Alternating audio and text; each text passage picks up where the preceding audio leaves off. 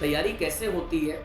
हम एक एक बच्चे से जब जुड़ते हैं ना तो हमको समझ में आता है। रात के 2 बजे एक बच्चा कॉल करता है, सर ये कंफ्यूजन हो रहा है, सर ये मतलब वो पढ़ रहा है, वो अपने फ्यूचर के लिए फाइट कर रहा है, और यहाँ पे आपने ऐसा मजाक बना दिया। इसकी जवाबदेही होनी पड़ेगी, क्योंकि याद रखिएगा ये बच्चे हैं, जब तक शांत हैं और जिस दिन ये मैदान पे उतरेंगे ना प्रोटेस्ट के लिए, अभी एक प्रोटेस्ट एसएससी का आपसे संभाला नहीं जा रहा है, और जब हर डिपार्टमेंट में ऐसी गलतियां होंगी और ये सारे यूथ जिस दिन आ जाएगा रोड पे, उस दिन आप संभाल नहीं पाएंगे। हेलो डियर स्टूडेंट्स, आप सभी का स्वागत है जीडीसी के इस प्लेटफॉर्म पे।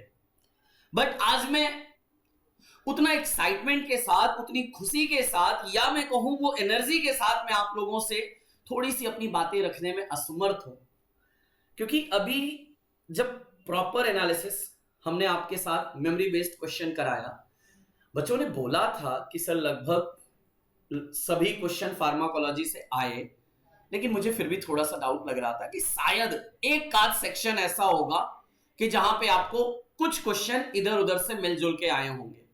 मैं नहीं विश्वास कर पा रहा था, लेकिन अभी पिछले 2 दिन में मैंने ये जब क्वेश्चंस का एनालिसिस किया और सारी चीजें देखा, तो बस एक ही सवाल सामने खड़ा हो गया। अभी इतना बड़ा प्रोटेस्ट चल रहा है एसएससी एग्जाम के लिए, ये जो एग्जामिनेशन बॉडीज हैं, मैं बच्चों की तरफ से एक छोटा सा इस मैसेज को जरूर मैं भी अपनी तरफ से रखना चाहूंगा। आप बच्चों को क्या समझते हैं? मतलब कोई भी फॉर्मेट हो, कुछ भी हो, बच्चे तो हैं, ठीक है, पढ़ेंगे, कुछ भी हो नहीं हो, आपने एक एग्जाम से उनके साल 2 साल की पूरी मेहनत और उससे कहीं ज्यादा उनका जो ड्रीम था, आपने उनके सपनों में पानी फेर दिया। 80 क्वेश्चन फार्मा से आने थे और फार्मा में सिर्फ आपको फार्माकोलॉजी दिखा।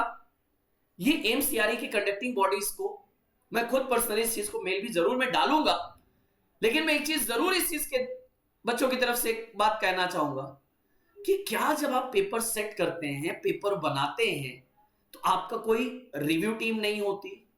इवन हम एक कोचिंग इंस्टीट्यूट है, लेकिन फिर भी अगर हम एक क्वेश्चन पेपर कराना होता है तो पहले क्वेश्चन बनाते हैं, फिर उसको रिव्यू कराते हैं, और उसके बाद एक बार प्रॉपर एनालिसिस करने के बाद तब अपलोडिंग टीम उस पर काम करती है। जबकि हम तो सिर्फ एक टेस्ट करा रहे होते हैं प्रैक्टिस के लिए बच्चों का, और आप तो बच्चों का एक फाइनल एग्जाम कराने के लिए हैं। इतना स्टूडेंट्स पूरा इतने मेहनत के साथ, इतनी पूरे डेडिकेशन के साथ वो पूरा मेहनत करता है, 40 सब्जेक्ट पढ़ता है, और आप एक सब्जेक्ट से उसकी पूरी एनालिसिस करा देते हो। अब अगर किसी सब बच्चे ने थोड़ा सा ये किया कि ठीक है फार्माकोलॉजी में थोड़ा कम हाथ डालता हूं या कम पढ़ता हूं, बाकी सब्जेक्ट अच्छे से कर लेता हूं, आपने तो उसके पूरे सपने ही बर्बाद कर दिए। आखिर इसका जिम्मेदार कौन है? सभी के मतलब अब उसमें से कह सकता हूं कि 1-2 क्वेश्चन बायोफार्मा के थे, लेकिन वो भी फार्माकोलॉजी ओरिएंटेड थे।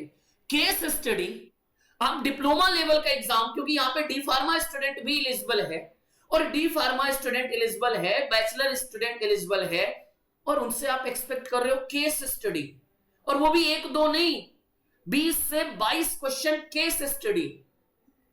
कैसा इंसाफ है? मतलब क्या जितने भी कंडक्टिंग बॉडीज हैं, आपके जो मेंबर्स हैं, जो टीम है, एमसीआरई के जो पेपर सेट किए होंगे, जिन्होंने बनाया होगा, रिव्यू किया होगा, मतलब क्या सोच के ये डाला होगा? मैं उस चीज को सोच नहीं पा रहा हूं, और मैं उस चीज के लिए कुछ कह नहीं पा रहा हूं कि वाकई यही आपका एक होना चाहिए। बच्चों के भविष्य के साथ खेलने में क्या मजा आया आपको? नॉट एक्सपेक्टेड इतना ज्यादा, क्योंकि अभी आपने पीछे भी हुआ है, फरवरी में भी एग्जाम हुआ है एमसीआरई का, और बहुत अच्छा हुआ है। फरवरी से अगस्त तक आने में ऐसा क्या दिक्कत आ गया, ऐसा क्या चेंज आ गया कि आपने इस लेवल का पेपर सेट कर दिया? मतलब कहीं से कोई इंस्ट्रक्शन दे देते, कोई गाइडलाइंस दे देते, कुछ ऐसा रिलीज कर देते कि हम केवल फार्माकोलॉजी से क्वेश्चन कराने वाले हैं, केस स्टडी ओरिएंटेड हम करवाने वाले हैं। आपके 80 क्वेश्चन में से चलो 20 क्वेश्चन, 25 क्वेश्चन, 30 क्वेश्चन फार्माकोलॉजी से आते, 2-4 क्वेश्चन वहां पे केस स्टडी के आ जाते, चल जाता। लेकिन इस लेवल पे कौन है आखिर इन बच्चों के जो भविष्य के साथ आप खेल रहे हैं? मैं सिर्फ ये कहना चाहूंगा, जो कंडक्टिंग बॉडीज हैं, आपके भी तो फैमिली होंगी ना, आपके भी तो इस बच्चे होंगे ना। अगर इमेजिन करो वो भी कोई ऐसा एग्जाम देने जाए और उनके साथ ऐसा हो जाए, आपको अच्छा लगेगा? ये भी तो किसी बच्चों, ये भी तो, इनके भी तो पेरेंट्स हैं ना, ये भी तो किसी के बच्चे हैं ना, ये भी किसी की संतान है ना, ये भी तो मेहनत किए हैं ना, दिन रात एक कर दिए हैं।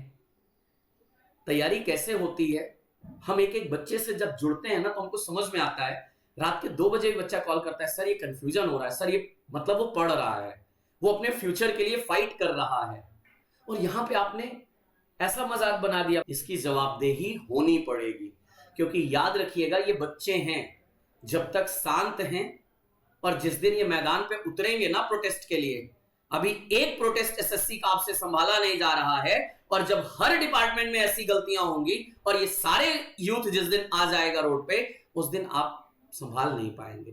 तो विनम्र निवेदन के साथ मैं इन बच्चों की तरफ से ये बात रखना चाह रहा हूं कि ऐसा ना करें। तो मैं इन बच्चों की तरफ से विनम्र निवेदन कर रहा हूं कि आप इस चीज को कंसीडर करें और इसकी जवाबदेही बनाएं, और जिसने भी ऐसी चीजें की हैं उनको एक बार थोड़ा सा रिकंसीडर करने की कोशिश जरूर करें, क्योंकि यही बच्चे आगे चल के फार्मा के भविष्य है, और बहुत सारे पेशेंट्स के हेल्थ के साथ इन लोगों का सीधे कनेक्शन होने वाला है। So please reconsider it.